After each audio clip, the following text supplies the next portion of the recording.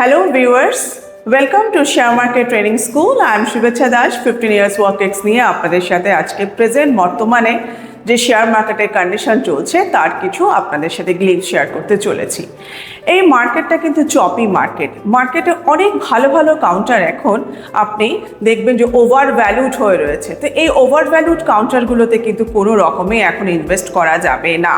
Specially এখানে যেটা করতে হবে, যে স্ট্র্যাটেজি মেনটেন করতে হবে, সেটা হচ্ছে ফলো করতে হবে কিছু ম্যাক্রো ফ্যাক্টর এবং কিছু মাইক্রো ফ্যাক্টর। তো মাইক্রো ফ্যাক্টরের মধ্যে আমাদের কান্ট্রির ক্ষেত্রে আমরা যেগুলো ফ্যাক্টরগুলোকে স্ট্র্যাটেজিক্যালি আমরা ফলো আপ করবো সেগুলোর মধ্যে হচ্ছে মনসুন আমাদের ক্ষেত্রে কতটা ইম্প্যাক্ট করে এটা আমরা অনেকেই জানি, যে আমাদের যে গ্রামের যে উন্নয়ন, গ্রামের যে অর্থনীতি, তার উপরে কিন্তু মনসুনের একটা হিউজ ইম্প্যাক্ট করে থাকে। এই মনসুন যদি ভালো হয় তাহলে আমাদের two wheeler segment and FMCG segment কিন্তু সবসময় খুব ভালো চলবে। তো এই ক্ষেত্রে আমি আপনাদেরকে যেটা বলবো যে পিএসইউ সেক্টর আর এফএমসিজি সেক্টর উপরে কিন্তু আপনারা ফোকাস করবেন।